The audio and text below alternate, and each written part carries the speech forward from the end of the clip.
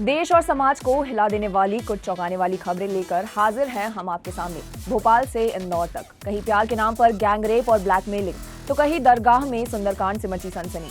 वहीं इंदौर की 56 दुकान पर पाकिस्तानियों के खिलाफ खुला ऐलान। जुर्म, राजनीति और विरोध के हर रंग से भरपूर आज का बुलेटिन। तो चलिए शुरू करते हैं इस बड़ी खबर से। भोपाल गैंग रेप कांड, प्यार वीडियो और ब्लैकमेलिंग का घिनौना खेल। रामेश्वर शर्मा की फटकार लव जिहाद नहीं, ये तो सुनियोजित हमला है। दरगाह में सुंदरकांड, मुस्लिम बना हिंदू अब घर वापसी की राह पर। पाकिस्तानियों के खिलाफ 56 दुकान का हल्ला बोल। जीतू पटवारी कोर्ट में हाजिर। 2021 के विरोध प्रदर्शन में फंसे नेता। गांजा तस्कर बबलू पंचर गिरफ्तार। 28 केस वाला अपराधी दबोचा गया। इंदौर में बस ऑपरेटर पर बड़ी कार्रवाई। 4 बसें जब्त, 45,000 का जुर्माना। भोपाल के कॉलेज के नाम पर रेप गैंग चला रहे थे लड़के। हिंदू नाम से फंसाया, रेप किया, वीडियो बनाया और धर्म बदलवाने का दावा। SIT जांच शुरू, 2 आरोपी हुए गिरफ्तार। राजधानी भोपाल से एक चौंकाने वाला मामला सामने आया है, जिसने वर्षों पुराने अजमेर कांड की यादें ताजा कर दी है। रायसेन रोड स्थित एक निजी कॉलेज के छात्रों और पूर्व छात्रों ने मिलकर एक संगठित गिरोह तैयार किया, जो हिंदू छात्राओं को प्रेम जाल में फंसाकर उनके साथ दुष्कर्म करता था और फिर अश्लील वीडियो बनाकर ब्लैकमेल करता था। मामला तब उजागर हुआ जब एक युवती ने हिम्मत कर बाग सेवनिया थाने में रिपोर्ट दर्ज करवाई। उसके बाद 2 और पीड़िताएं सामने आई। फिलहाल कुल 3 छात्राएं सामने आ चुकी है। पुलिस ने 2 आरोपी फराज खान और साहिल खान को गिरफ्तार कर लिया है। दोनों के मोबाइल से कई युवतियों के आपत्तिजनक वीडियो भी बरामद हुए हैं। DCP संजय अग्रवाल के अनुसार आरोपियों ने खुद को हिंदू नामों से छात्राओं के करीब लाया और फिर शारीरिक संबंध बनाए। इसके बाद पीड़िताओं का वीडियो वायरल करने की धमकी देकर मजबूर किया गया कि वे अपनी सहेलियों से भी इन युवकों की दोस्ती करवाए। पुलिस को शक है कि ये पूरा मामला बड़े स्तर पर फैला हुआ है और भी कई पीड़िताएं सामने आ सकती हैं। मामले की गंभीरता को देखते हुए पुलिस कमिश्नर ने SIT स्पेशल इन्वेस्टिगेशन टीम का गठन कर दिया है, जो पूरे नेटवर्क की जांच करेगी। प्रारंभिक जांच में सामने आया है कि ये एक सुयोजित षड्यंत्र था, जिसमें धर्म की पहचान छिपाकर प्यार का झांसा देकर छात्राओं को मानसिक और शारीरिक रूप से शोषण का शिकार बनाया गया। फिलहाल आरोपियों से पूछताछ जारी है और पुलिस अन्य छात्रों और स्टाफ से भी पूछताछ कर रही है। पीड़िता के कथनों के आधार पर शहर भोपाल के थाना बाग सेवनिया, अशोका गार्डन और जहांगीराबाद में FIR दर्ज की गई है। पुलिस कमिश्नर महोदय के द्वारा इसमें SIT गठित कर दी गई है, जो प्रॉपर इन्वेस्टिगेशन करा रही है और इस मामले का जो एक मेन मुलजिम है वो थाना बाग सेवनिया में गिरफ्तार कर लिया गया है। एक दूसरा भी दूसरे थाने में गिरफ्तार हुआ है। शेष जो फरार हैं उनकी भी गिरफ्तारी के प्रयास जारी हैं। कितने आरोपी हैं सर इसमें? अलग अलग थानों में अलग अलग आरोपी हैं, अलग अलग पीड़िताएँ। घटनाक्रम क्या रहा है सर?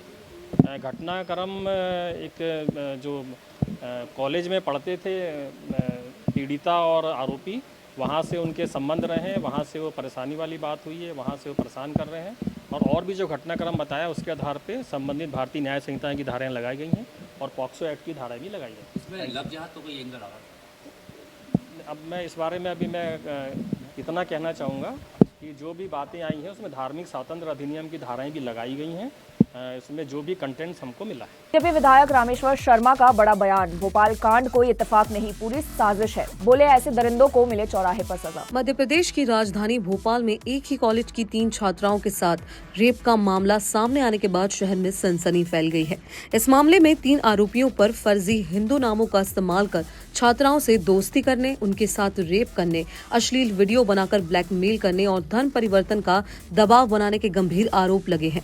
इस घटना ने सामाजिक और राजनीतिक स्तर पर तीखी प्रतिक्रियाएं उकसाई है, जिसमें बीजेपी विधायक रामेश्वर शर्मा ने इसे लव जिहाद का मामला करार देते हुए इसे एक सोची समझी साजिश बताया है। शर्मा ने दावा किया कि ये कोई अकेली घटना नहीं, बल्कि भोपाल और पूरे मध्य प्रदेश में इस तरह का रैकेट सक्रिय है। ऐसे लोगों को सार्वजनिक रूप से सजा मिलनी चाहिए। देखिए, जो भोपाल में घटना घटित हुई दुर्भाग्यपूर्ण है। मैं पुलिस कमिश्नर साहब से बात करूंगा और अन्य अधिकारियों से बात करूंगा। मुझे ये बताया गया है कि इसमें गैंग काम कर रही है। कई लड़के लड़कियों को फंसाते हैं, कई कमरा दिलाते हैं, कई लड़कियां भी उनके साथ वो उस मुस्लिम वर्ग की साथ कर रही हैं और इसलिए जो बेटियों के साथ अपमान हुआ है और उनका वीडियो बनाकर उनको धमकाया जा रहा है, ब्लैकमेल किया जा रहा है, ऐसे अपराधियों को बख्शा नहीं जाएगा। हमारी पुलिस से भी कहना है कि चुपचाप कार्रवाई नहीं, इनके हाथ पकड़कर सार्वजनिक जुलूस निकालकर कार्रवाई करिए। क्योंकि इनने बेटी को बेइज्जत किया है। जब बेटी को बेइज्जत किया है तो इन हरामखोरों को भी इज्जत मत दीजिए, इनको भी बेइज्जत करके सड़कों पर चौड़ा चौड़ा कर दौड़ा दौड़ा कर मारिए और जनता को बताइए कि जिनने बेटी के साथ अपमान किया है उसको इस तरह सार्वजनिक अपमानित किया जाएगा, उसका चेहरा समाज में बताया जाना चाहिए कि ये वो अपराधी है, ये वो दरिंदा है, ये वो पापी है जिसने नाबालिग बेटियों के साथ इस तरह की हरकत की है। और इसमें अगर गैंग और गिरोह काम कर रही है तो गैंग और गिरोह को भी बख्शा नहीं जाएगा, उसको पकड़ा जाएगा और सब जेल में जाएंगे, सब सजा पाएंगे। और मध्य प्रदेश सरकार में इस पर कानून पहले से बना है। 40 साल से दरगाह में सेवक बने शहाबुद्दीन अब पहलगाम हादसे से दिल टूटा, फिर से श्यामलाल बने और किया दरगाह में सुंदरकांड। इंदौर के श्यामलाल निगोरी जो दशकों से दरगाह की सेवा करते हुए मुस्लिम पहचान से जुड़े थे, पहलगाम हादसे से आहत होकर पुनः हिंदू धर्म में लौट आए। उन्होंने दरगाह परिसर में सुंदरकांड का पाठ करवाकर मृतकों को श्रद्धांजलि दी। कुलकर्णी नगर निवासी श्यामलाल निगोरी बीते 40 वर्षों से सैयद निजामुद्दीन दरगाह की सेवा में लगे थे और स्थानीय लोग उन्हें शहाबुद्दीन कहने लगे थे। हाल ही में पहलगाम हादसे में हिंदू तीर्थयात्रियों की मौत से व्यथित होकर उन्होंने धर्म परिवर्तन कर पुनः हिंदू धर्म अपनाया। पार्षद जीतू यादव की पहल पर दरगाह परिसर में सुंदरकांड का पाठ करवाकर उन्होंने मृतकों को श्रद्धांजलि दी। कार्यक्रम में बड़ी संख्या में लोग शामिल हुए। देखिए, काफी समय से हम और हमारे कुछ हिंदू परिवार के लोग हम सब प्रयास कर रहे थे कि हमारे श्यामलाल जी जो शहाबुद्दीन बन गए थे वो और उनका पूरा परिवार वापस आए, ताकि हम हमारे समाज में एक अच्छा संदेश पहुंचा पाए। पहलगांव में जो ये कल कायराना हमला आतंकवादियों ने करा है, वो घटना का पूरा विवरण हमने श्यामलाल जी और उनके परिवार को बताया। कुछ वरिष्ठ लोग भी मेरे साथ थे। तब जाके श्यामलाल जी और उनके पूरे परिवार ने ये निर्णय लिया है कि देश में जो धर्म पूछ कर लोगों को चुन चुन कर मारा जा रहा है, आज कहीं ना कहीं हमें सफलता हासिल हुई है और श्यामलाल जी वापस अपने घर वापसी कर रहे हैं, वापस से हिंदू धर्म अपना रहे हैं। बड़ी खुशी की बात है। जो भी हमारे देश में पहलगाम में ये स्थिति बनी, हमारे देश को बड़ा दुख हुआ और हमारे देश में ऐसा कभी हुआ नहीं। और हमने जो लाइन से भटक गए थे तो इस रास्ते पे चले थे। अब वापिस में मेरे समाज के लोगों के कहने से, पार्षद भैया के कहने से इस बात को समझा और उस बात को मानन करा के वापिस में मेरी जगह धर्म में हिंदू के आया हूँ। और इस जगह शिव कुरान, भागवत गीता और सुंदरकांड का हर साल भंडारा चलता रहेगा। और अब इस चीज को हम इन लोगों को ईंट का जवाब पत्थर से देंगे। इंदौर के फूड हब में बैन, दुकानदारों ने लगाए पोस्टर, सुअरों और पाकिस्तानियों का प्रवेश वर्जित, जूतों से पोस्टर की धुनाई। इंदौर के मशहूर फूड मार्केट 56 दुकान के व्यापारियों ने पहलगाम आतंकी हमले के विरोध में अनोखा प्रदर्शन किया। उन्होंने पाकिस्तान के मेजर जनरल को सुअर बताते हुए बाजार में पाकिस्तानियों और सुअरों के प्रवेश पर रोक लगाने वाले पोस्टर लगा दिए। इंदौर की 56 दुकान पर पहलगाम आतंकी हमले के खिलाफ गुस्सा फूट पड़ा। व्यापारियों ने पाकिस्तान के मेजर जनरल आसिम मुनीर को सुअर बताया और बाजार में पाकिस्तानियों समेत हमले से जुड़े सभी लोगों के प्रवेश पर पाबंदी लगा दी। दुकानों पर लगे पोस्टर पर लोगों ने नाराजगी जताई और जूते से पिटाई कर विरोध दर्ज कराया। व्यापारी संघ अध्यक्ष गुंजन शर्मा ने कहा कि ये हमला कायरता भरा है और देश में आतंक फैलाने वालों को सुअर की संज्ञा देकर उनका विरोध किया जा रहा है। सर, ये पोस्टर इंदौर शहर की भावना है, ये पोस्टर इंदौर शहर का आक्रोश है, ये पोस्टर हिंदुस्तान में जन्मे हर उस व्यक्ति का आक्रोश है जिसने अपने पर्यटकों को इस तरीके से मौत के घाट उतरते हुए देखा। जिस तरीके से आतंकवादियों ने दुर्दांत तरीके से उन पर्यटकों को मारा है, ये आक्रोश उस बात का है। ये आक्रोश उस बात का है कि उन्होंने धर्म पूछ कर मारा है। ये आक्रोश उस बात का है कि उन्होंने पत्नी के सामने पति को मारा है। ये आक्रोश उस बात का है कि उन्होंने पतलून उतराकर उनको मारा है। और ये आक्रोश उस बात का है कि कलमा न पढ़ने पे मारा है। तो अगर इस तरीके से कोई मानवता को शर्मसार करेगा तो ये आक्रोश हर उस व्यक्ति का पैदा होना चाहिए जिससे कि आतंकवादियों को पनाह देने वाले की रूह कांपने लगे। मेरे देश के प्रधानमंत्री ने मधुबनी से ये ऐलान किया कि उन्हें वो सज़ा मिलेगी जो उनकी कल्पना से परे होगा। तो ये हिंदुस्तान उस सज़ा का इंतज़ार कर रहा है। हमारे लिए तो मौत का बदला मौत ही चाहिए। कांग्रेस प्रदेश अध्यक्ष जीतू पटवारी की कोर्ट में पेशी। रसूका के खिलाफ सड़कों पर उतरे थे, अब केस में जमानत मिली। 2021 में सावेर उपचुनाव में कांग्रेस कार्यकर्ता पर रासुका की कार्रवाई के विरोध में हुए प्रदर्शन के मामले में कांग्रेस प्रदेश अध्यक्ष Jitu Patwari MP MLA court में पेश हुए। पिछली पेशी में वे मेडिकल ग्राउंड पर गैर हाजिर थे। साथ ही इस केस में जिन 5 अन्य कांग्रेस नेताओं के खिलाफ वारंट जारी हुए थे, वे भी आज कोर्ट में पेश हुए और उन्हें जमानत दे दी गई।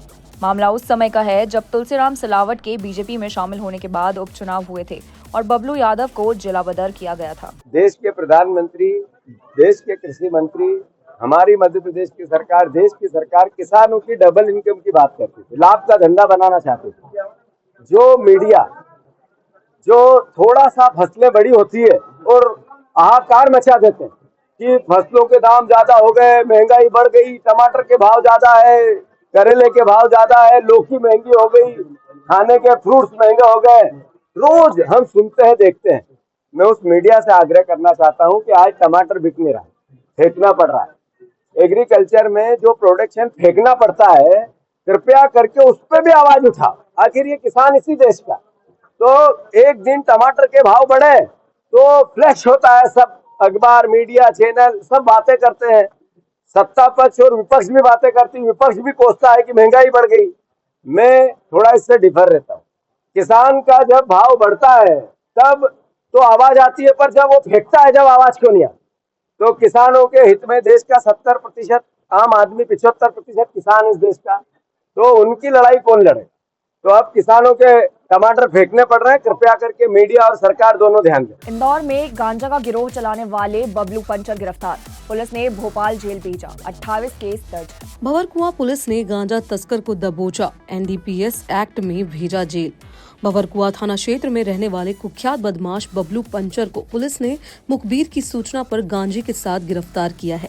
आरोपी पहले द्वारकापुरी क्षेत्र में गांजे की तस्करी करता था, लेकिन पुलिस की सख्ती के बाद भंवरकुआं में आकर फिर से नशे का कारोबार शुरू कर दिया।